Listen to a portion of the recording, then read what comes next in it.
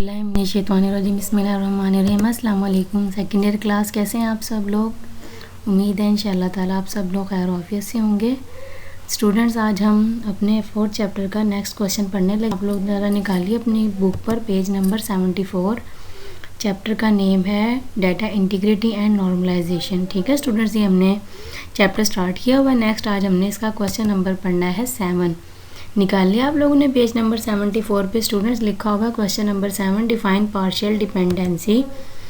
How does partial dependency affect a relation? Partial, देखें students लफ्ज़ है पार्शियल, पार्ट से निकला ये लफ्ज़। ठीक है, हमने पिछले लेक्चर में पढ़ा था डिपेंडेंसी, फंक्शनल डिपेंडेंसी। स्टूडेंट्स, ये जो आपके पिछले पेज पे ना 73 पर हम लोगों ने फंक्शनल डिपेंडेंसी पढ़ दी कि जब नोन के एट्रीब्यूट डिपेंड करते हैं की एट्रीब्यूट पे, तो उसे हम कहते हैं फंक्शनल डिपेंडेंसी। जैसे मैं कहती हूँ कि आपके रोल नंबर पे डिपेंड करता है आपका नेम, आपका फादर नेम, आपका एड्रेस, आपका फ़ोन नंबर, मतलब आपकी सारी इन्फॉर्मेशन डिपेंड करती है आपके रोल नंबर पे। ठीक है स्टूडेंट्स, आज हम पढ़ेंगे पार्शियल डिपेंडेंसी। देखें स्टूडेंट्स, बस औकात ऐसे होता है कि सिर्फ एक एट्रीब्यूट से जो है वो हमारा की का काम पूरा नहीं हो रहा होता, हमें मोर देन वन एट्रीब्यूट को की बनाना पड़ता है। लेकिन जब हम एक ही टेबल में ज़्यादा एट्रीब्यूट्स को की बना देते हैं तो क्या मसला पेश आता है कि आपके टेबल के कुछ एट्रीब्यूट की के एक हिस्से पे डिपेंड करें और कुछ एट्रीब्यूट की के दूसरे हिस्से पे। आप लोग ज़रा अपनी बुक पे देखें, ये दी हुई है कि एग्जांपल छोटी सी। पहले पार्शियल डिपेंडेंसी की डेफिनेशन पढ़ती हूँ। Partial dependency in which one or more non key attributes are functionally dependent upon किस पे? पार्ट, देखिए ब्रैकेट में लिखा है but not all. Part of the primary key is known as the partial dependency कहते हैं हम उसको। ठीक है, अब एग्जांपल दी हुई है आप लोगों की। एक आपका टेबल है एम्प्लॉय का टेबल। एम्प्लॉय के टेबल में आपके पास एट्रीब्यूट्स हैं कौन कौन से? एम्प्लॉय का आईडी है, नेम है, डिपार्टमेंट है, सैलरी है, कोर्स है, डेट कंप्लीटेड। अच्छा स्टूडेंट, जिनके एट्रीब्यूट्स के नीचे आपका अंडरलाइन हुआ होता है ना, means these are the key attributes. की जो कॉन्स्ट्रेंट हमने पढ़ा था, जिसके ऊपर कोई रुकावट लगती है, जिसका डाटा रिपीट नहीं होता। ठीक है स्टूडेंट्स, ये आपके पास कौन से होते हैं एट्रीब्यूट्स? ये आपके पास होते हैं की एट्रीब्यूट्स। अब देखिए स्टूडेंट्स, क्या हो रहा है इस वाले टेबल में? एम्प्लॉय आईडी पे डिपेंड कर रहा है उसका नेम, डिपार्टमेंट और सैलरी, और कोर्स जैसे ही हम बताएंगे तो उस पर डिपेंड कर रहा होगा कि ये कोर्स उसने कौन सी डेट को कंप्लीट किया था। जबकि अगर मैं अकेला एम्प्लॉय आईडी बताऊँ तो डेट कंप्लीटेड से नहीं पता चलेगा। ठीक है, अगर मैं कोर्स का बताऊँगी तो फ़ौरन डेट कंप्लीटेड का पता चल जाएगा। अच्छा, अब स्टूडेंट्स देखिए, अब इसमें क्या हो रहा है, आपका एम्प्लॉय वाला पूरा टेबल है, उसमें एक एम्प्लॉय आईडी पे डिपेंड कर रहा है ना उसका नेम और उसका डिपार्टमेंट और उसकी सैलरी। देखें, अगर मैं एम्प्लॉय का आईडी बताती हूँ तो उसका नेम, डिपार्टमेंट और सैलरी पता चल जाएगी। इसी तरह अगर मैं कोर्स बताती हूँ तो उसकी डेट कंप्लीटेड पता चल जाएगी। तो पार्शियल डिपेंडेंसी में करते हम यही काम है कि जो पार्ट ऑफ द टेबल जिस की एट्रीब्यूट के जितने हिस्से पर डिपेंड कर रहा है ना, उसको अलग कर देते हैं। ये देखिए मैंने आपके लिए बनाए हैं।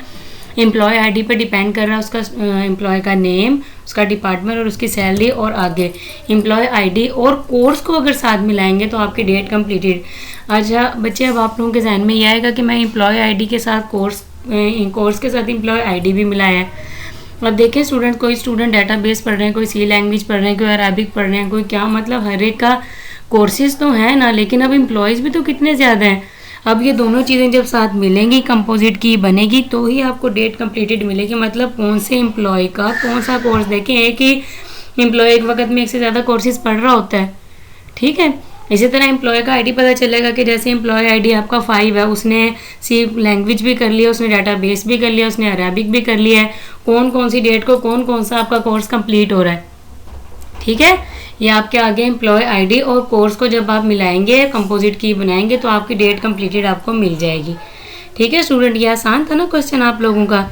अच्छा स्टूडेंट, अब हम नेक्स्ट क्वेश्चन करते हैं। आपका है क्वेश्चन नंबर चैप्टर नंबर 4 का क्वेश्चन नंबर 8 है। What are the conditions to be relation in second normal form? आपके टेबल में वो कौन सी कंडीशंस होंगी जिसकी वजह से आपका टेबल जो है वो सेकंड नॉर्मल फॉर्म में आएगा। अच्छा स्टूडेंट्स, अभी हमने पार्शियल डिपेंडेंसी पढ़ी है। आप ये देखिएगा, बिल्कुल आपकी सेकंड नॉर्मल फॉर्म यही है। एग्जांपल नज़र आ रही है, एम्प्लॉय वाला टेबल है आपका। मज़े की बात यही होती है आपके स्टूडेंट्स, इसमें जब आपको डिपेंडेंसी समझ में आ जाती हैं तो आपकी नॉर्मलाइजेशन का प्रोसेस अपने आप कंप्लीट हो जाता है, क्योंकि इसके डिफाइन में ही फ़ौरन पता चल जाता है कि कौन सी डिपेंडेंसी होगी तो आपका जो है वो रिलेशन कौन सी वाली नॉर्मल फॉर्म में होगा। फिर भी मैं आपको क्वेश्चन नंबर 8 पढ़ती हूँ बच्चे। आपका क्वेश्चन नंबर 8 में सेकंड नॉर्मल फॉर्म क्या होती है। A relation in second normal form कब होगा, जब पहले से वो किस में होगा, फर्स्ट नॉर्मल फॉर्म में। और नॉन के एट्रीब्यूट को फुली डिपेंड करना चाहिए है किस पे, प्राइमरी की पे। स्टूडेंट इसी वजह से हमने पार्शियल डिपेंडेंसी को रिमूव किया था।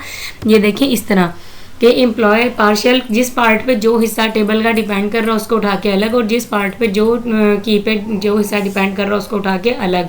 जैसे एम्प्लॉय आईडी पे नेम, डिपार्टमेंट और सैलरी डिपेंड कर रही थी, उसको अलग कर दिया। कोर्स पे डेट पे आपका डिपेंड कर रहा था कि डेट कंप्लीटेड और एम्प्लॉय आईडी के साथ, ताकि कंपोजिट की बने और दोनों टेबल का आपस में लिंक बन जाए।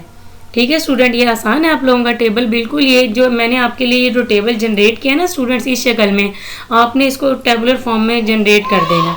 ठीक है, लेकिन पहले अगर आपको ये प्रिपेयर हो जाएगा तो आप उसमें कन्वर्ट करना आपके लिए आसानी हो जाएगी। ठीक है, चलिए स्टूडेंट्स आपको अगला क्वेश्चन करवाती हूँ। अगला आपका लास्ट आपका जो है ये चैप्टर नंबर 4 जो है वो कंप्लीट होने लगा है। क्वेश्चन नंबर 9 हम करने लगे आज आपका। What is the transitive dependency. Transitive dependency क्या होती है। क्वेश्चन नंबर 9 आपके पास है ट्रांजिटिव डिपेंडेंसी। पेज नंबर निकालिए बच्चे 76 पे निकालिए। What is transitive dependency, what anomalies arise due to the transitive dependency, discuss briefly.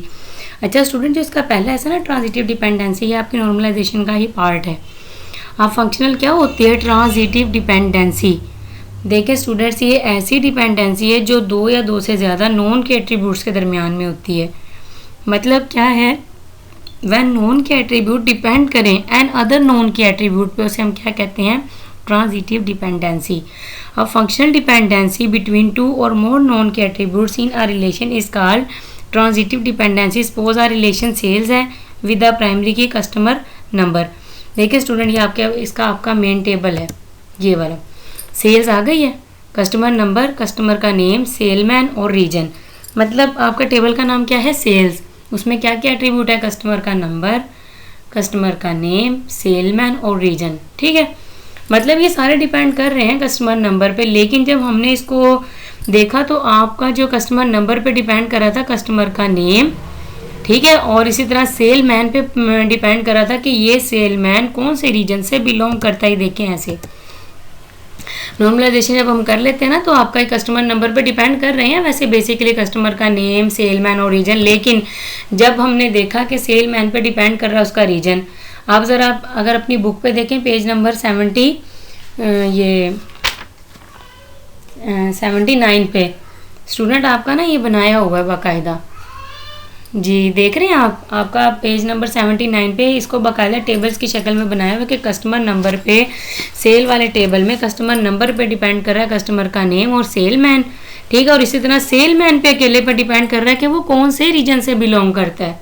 ठीक है स्टूडेंट्स, आपकी नॉर्मलाइजेशन तो बहुत आसान थी और ये पेपर के पॉइंट ऑफ व्यू से इंपॉर्टेंट भी। आप लोगों ने इसे बहुत अच्छा तैयार कर लेना स्टूडेंट्स। कोई प्रॉब्लम हो तो आप मुझे व्हाट्सएप पे पूछ लीजिएगा। ठीक है स्टूडेंट्स, अपना ख्याल रखिएगा। अस्सलाम वालेकुम।